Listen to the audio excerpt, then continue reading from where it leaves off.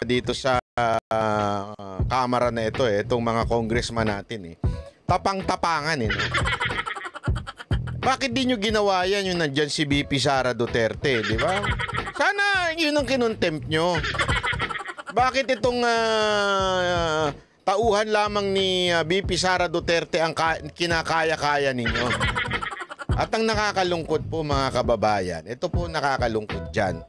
Ang nagpa-contempt pa niyan ay yung isang convicted child abuser, pambihirang buhay reo. Again, convicted po ito ha. Mga kababayan, ito po ay convicted child abuser. Ang lakas ng loob mo, te, na ikaw pa talaga nagpa-contempt. Sandali nga, ano ho ba ang dahilan kung bakit nagpa-contempt?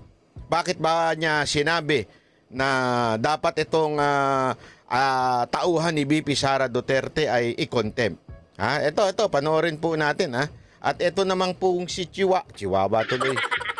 Si Congressman Chua, utu-utu naman. Sumunod naman dito sa isang convicted child abuser. Hindi di ba? Sana naman lang pinigilan mo. Wala sunod-sunuran ka Talagang kaya tuloy parang tama yung alleged na sinasabi ni Isko Moreno sa'yo na ikaw ay isang chihuahua.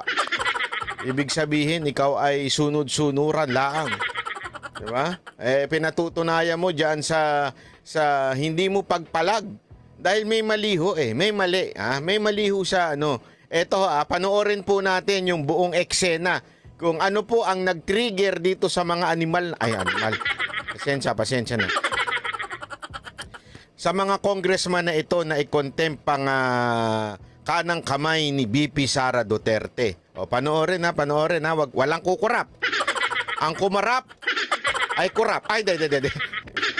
Biro lang. Kayo naman, no?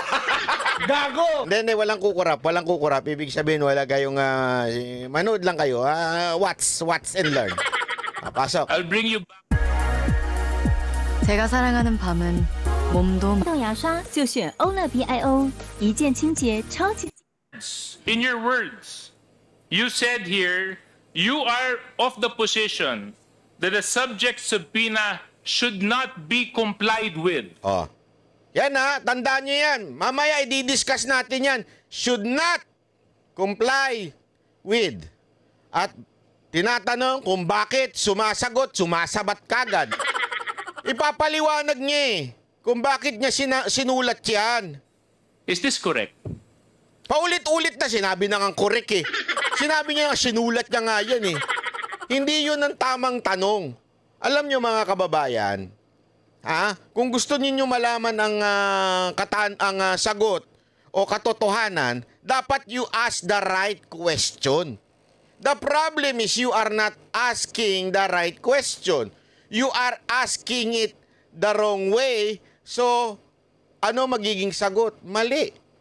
Kasi nga mali yung tanong. Your Honor, is this correct? It's a yes or no, attorney. Hindi ganun yun. Ayan na naman tayo, yes or no lang. Are we in an investigation? Why yes or no lang ang sagot ang gusto ninyo? Ayaw nyo bang sandali ho ba? Sandali. Linawin ho natin. Resource person nyo mga yan. Hindi naman po yan akusado. Wala po kayo sa korte. Kaya nagagalit sa inyo yung mga tunay na abogado Yung mga tunay na abogado nabibuwisit sa inyo. Bakit?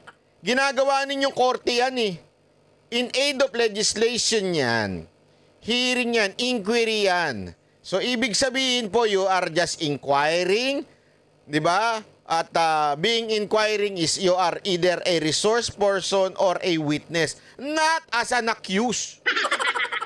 Tapos tatanungin mo ng yes or no. Kaya nagagalit si Pangulong Duterte sa inyo Dahil sa mga mali ninyong tanong Lopez, is this correct? Were these the words you affixed on your letter?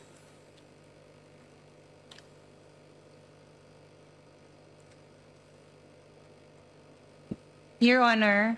It's a yes or no, Attorney Lopez.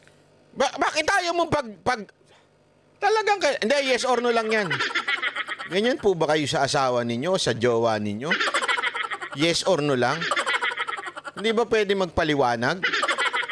Grabe naman po kayo, sir. Hindi ko kayo ang Panginoon, ha? Hindi ko kayo ang hari ng Pilipinas na kailangan yes or no lang ang sagot. Oo lang po at hindi.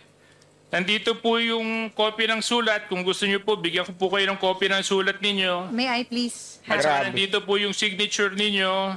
Kopya. Sulat. Lasing po ba kayo, sir? Your Honor, respectfully, may I request a copy of the said letter? Lasing po ba kayo, sir? So I can- Comsec, can you please give